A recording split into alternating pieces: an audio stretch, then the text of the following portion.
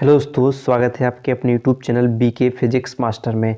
आज हम पढ़ने वाले हैं कन्हैयालाल मिश्र प्रभाकर का जीवन परिचय।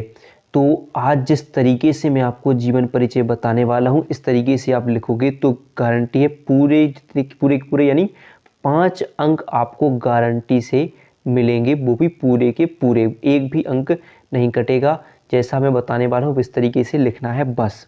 तो वीडियो को अंत तक देखना है, पसंद आए तो लाइक करना है, ज़्यादा से ज़्यादा हो सके शेयर करना है, नए हो तो सब्सक्राइब जरूर कीजिएगा, क्योंकि बहुत इम्पोर्टेंट जीवन परिचय है। हर साल बन जाता है पेपरों में, क्योंकि 3 ऑप्शन होते हैं कि 3 ऑप्शन आते हैं। प्रश्न कैसे बनता है कि निम्नलिखित लेखकों में से किसी एक का साहित्यिक परिचय देते हुए उनकी कृतियों का उल्लेख कीजिए और कितने अंक का बन जाता है, 5 अंक का। यानी कैसा होगा, 3 + 2 यानी 3 नंबर का आपका साहित्यिक परिचय, जिसमें जीवन परिचय भी होगा, और 2 नंबर का क्या होगा, इसमें कृतियाँ होंगी। ठीक है, तो ऐसे लिखना होगा। चलिए देखते हैं कि क्या होगा। सबसे पहले देखिए कि कन्हैयालाल मिश्र प्रभाकर। आप चाहो तो एक यहाँ पर क्या कर सकते हो, अच्छा दिखने के लिए एक यहाँ पर आप डिब्बा बना सकते हो, जिसमें आप लिख सकते हो, उनका नाम लिख सकते हो, जन्म, जैसे आपने किताब में लिखा होता है कि जन्म यानी जन्म की सन लिखना है, पिता का नाम, माता का नाम, और उनकी कुछ उपलब्धियाँ, जैसे क्या क्या उन्होंने शिक्षा ग्रहण की है, और साथ में मृत्यु यहाँ पर लिख सकते हो। और फिर आप यहाँ पर लिखोगे पहले अच्छी तरीके से बीच पेज पर हेडिंग लगाकर जीवन परिचय। तो जीवन परिचय क्या होगा, तो कन्हैयालाल मिश्र प्रभाकर का जन्म कब हुआ था, 1906 में देवबंद के एक साधारण ब्राह्मण परिवार में हुआ था। इनके पिता का नाम पंडित रामादत्त मिश्र था। वे कर्मकांडी ब्राह्मण थे। और प्रभाकर जी की आरंभिक शिक्षा क्या पर हुई, ठीक प्रकार से नहीं हो पाई, क्योंकि इनके घर की आर्थिक स्थिति अच्छी नहीं थी। इन्होंने कुछ समय तक खुर्जा की संस्कृत पाठशाला में शिक्षा प्राप्त की। वहाँ पर राष्ट्रीय नेता आसफ अली का व्याख्यान सुनकर ये इतने अधिक प्रभावित हुए कि परीक्षा के बीच में ही छोड़कर राष्ट्रीय आंदोलन में कूद पड़े।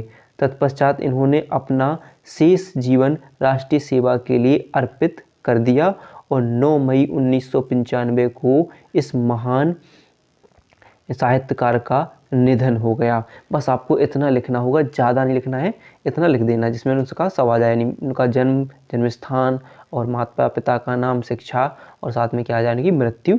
ये जीवन परिचय हो जाएगा। फिर अगली हेडिंग बनाओगे आप बीच पेज में साहित्यिक परिचय, यानी उन्होंने साहित्य में क्या क्या योगदान दिया। तो क्या लोगे, कन्हैयालाल मिश्र प्रभाकर मौलिक प्रतिभा संपन्न गद्यकार थे। क्या थे, गद्यकार। क्योंकि साहित्य परीक्षा में यही बताना है कि उन्होंने साहित्य में क्या क्या किया है, तो गद्यकार रहे अपने जीवन में। हिंदी गद्य की अनेक नई विधाओं पर अपनी लेखनी चलाकर उसे समृद्ध किया।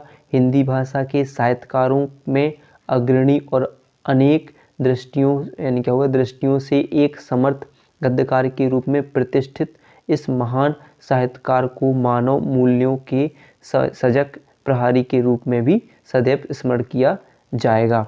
इसलिए फिर क्या है इनकी कृतियाँ। तो कृतियाँ क्या क्या होंगी देखेंगे। तो रेखाचित्र क्या कहें, नई पीढ़ी के विचार, जिंदगी मुस्कुराई, और माटी हो गई सोना आदि इनकी रेखाचित्र हैं।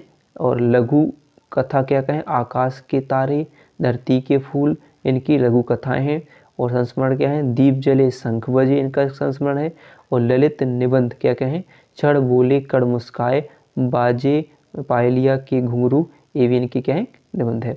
और फिर क्या है, संपादन में क्या है, तो नया जीवन और विकास इनके संपादन है। तो आपको यहाँ तक अगर आप लिख सकते हो, और भी आप साहित्य में कुछ जैसे आप और बढ़ाकर लिखना चाहो, या और अपने मन से अच्छे तरीके से आपने अगर और किताब से पढ़ा हो तो भी आप इसमें लिख सकते हो। ठीक है, तो अगर आप ऐसे लिखते हो तो गारंटी है 3 अंक आपको यहाँ के और 2 अंक यहाँ पर रचनाएं के आपको मिलने वाले हैं, यानी कुल 5 अंक आपको फिक्स होने वाले हैं। तो इस तरीके से लिखोगे तो पूरे के पूरे अंक मिलेंगे।